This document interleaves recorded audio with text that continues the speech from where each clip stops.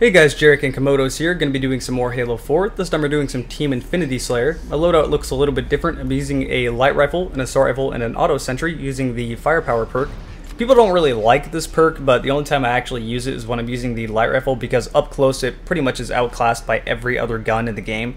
So when you're up close you definitely need something else that isn't a light rifle. So usually I run with an assault rifle or a suppressor or a storm rifle as a secondary. And it's important to mention that at the beginning of this game, I was not doing well at all, to say the least. But I do start playing a little bit better later on. So questions. If you want us to answer your question, leave a question down below in the comments, and we'll try to answer it the next time we do a voiceover. And let's go ahead and move to the question of, if they were to change something in Red Orchestra 2 or Rising Storm, what would you change? One thing immediately comes to my mind, the fucking flamethrower. It is incredibly overpowered and definitely needs to be nerfed, and Tripwire seems just completely solid with not changing anything about it. They have never once changed the flamethrower since release, and it still is overpowered as hell.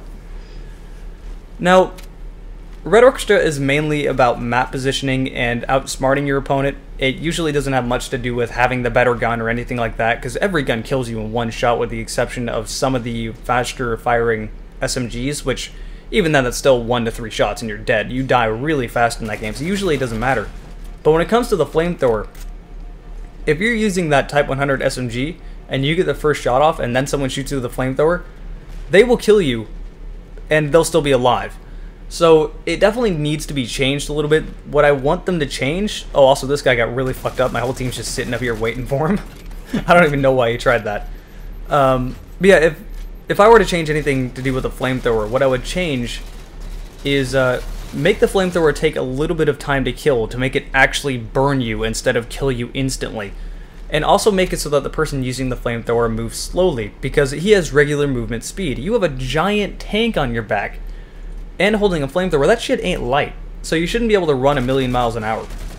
That would definitely help the balancing issues when it comes to that gun. That, well, I guess you can call the flamethrower a gun, kind of. It's yeah, I don't know what to. It shoots a projectile, so I guess. Is it really a projectile though? Are we really gonna get into semantics on this? I guess not. Let's move on. But yeah, I do really want them to change that. They really do need to make it so it moves slowly. And on some maps, the flamethrower is not really a problem. On stuff like Iwo Jima, the flamethrower doesn't really change much. Of course, if you get it into a bunker, then yeah, you can really do some damage on that map in that bunker. But since the Americans are attacking, you need to be moving forward. And it usually doesn't play too much of a role on that style of map. But when it comes to the maps where Americans are defending, like Guadalcanal, holy shit, that flamethrower is absolutely stupid. It's really, really overpowered. If anything, they should just remove the flamethrower entirely on that map. Because once you get someone with a flamethrower inside of an objective that's like a bunker or a house, you really can't do shit. Like, the only thing I've been able to do to fight against that is to use the light mortar. And that's really it. Now, the light mortar actually works really well for one of the objectives. You got a house and someone's in there with a flamethrower, shoot a mortar right through the window. It's incredibly effective. It actually works very, very well. But you know, in no way should you be able to run inside of a building or a bunker, start shooting fire everywhere and spinning in circles, and actually have that being successful. In a game like Red Orchestra 2, that shouldn't happen. So yeah, I really wish they would change that. Other than that, I can't really think of anything I want them to change, because what is there to really complain about it? I mean, they usually got balance done very well. I mean, I'm not sure if you could think of anything that would be... Not off the top of my head. I mean, I'm still sticking with the whole shooting the flamethrower tank and having it explode and damage anybody nearby thing. I don't know why they didn't add that in. I really don't. I was expecting them to. I know a lot of people that were expecting them to, and then they didn't add that in. To clarify more for the people watching, when you shoot the tank of the flamethrower, it should explode, make a big explosion. If there are any of his teammates standing around, then they should die too. That would pretty much change the way the flamethrower needed to work. Teamwork would be...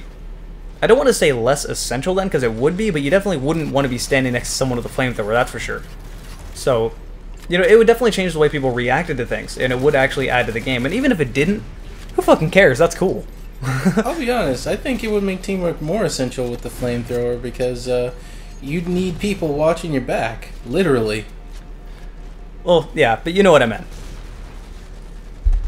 So, alright, the next question. What do you think of Titanfall? Now, I'll be honest, at first, I didn't care at all in any way whatsoever. Now, the reason I didn't care... Oh, and I'm going to interrupt myself here. This sentry is really fun to use because people react very, very strange to it.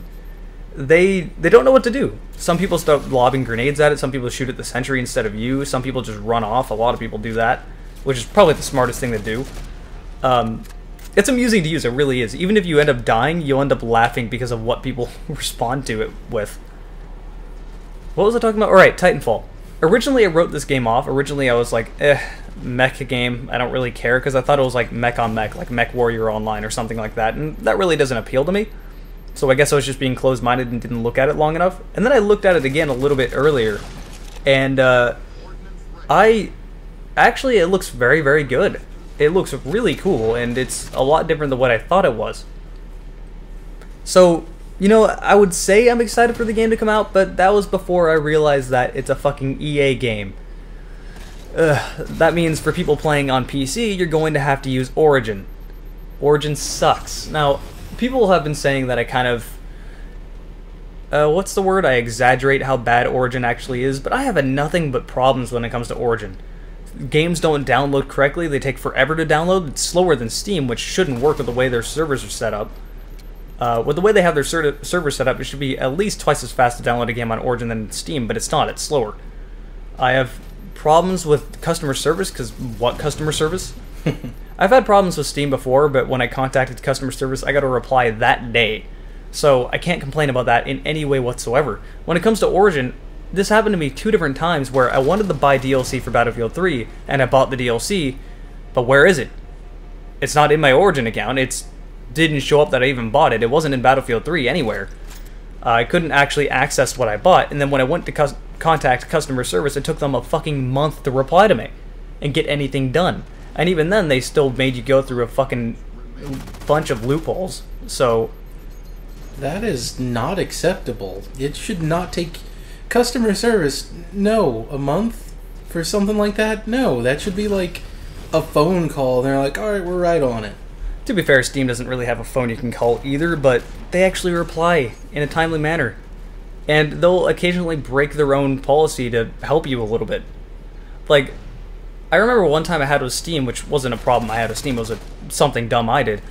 I saw the 4-pack for Borderlands 1.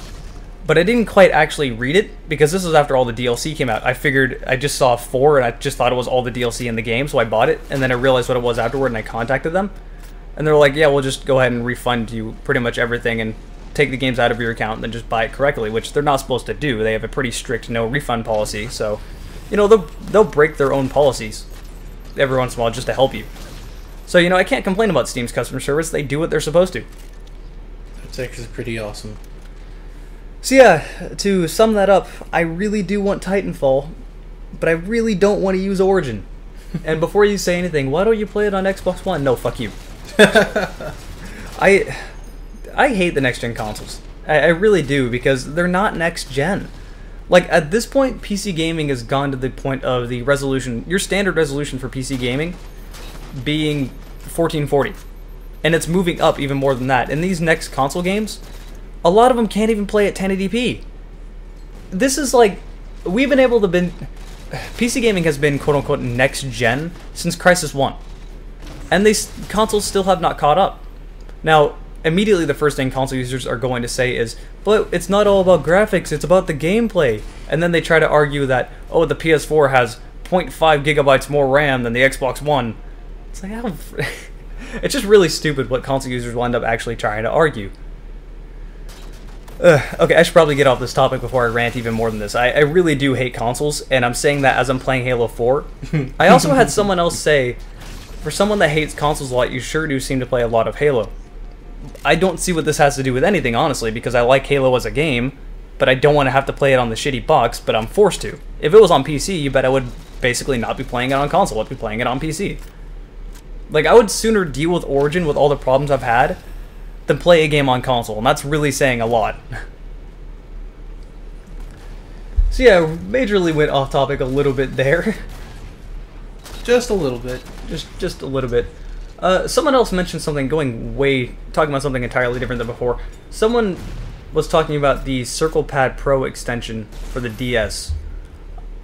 Cool idea, but I don't really see any games coming out for it that will require it, because I don't think anyone's going to drop more money, or at least not a lot of people would drop more money on a... How much does it cost? Do you even know? I don't. I did back when I actually cared, but now I don't because my L&R buttons don't work and I can't play Monster Hunter. One thing I want to say though, I swear at one point there were talks about Nintendo making a 3DS that had the circle pad, or the extra circle pad built into it, and then they, like, it either turned out it was a rumor or they just went back on it.